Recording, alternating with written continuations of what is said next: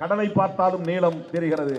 இயற்கையில் அதிகம் நாம் பார்க்கக்கூடியதாக இருப்பது நீலம், ப்ளூ.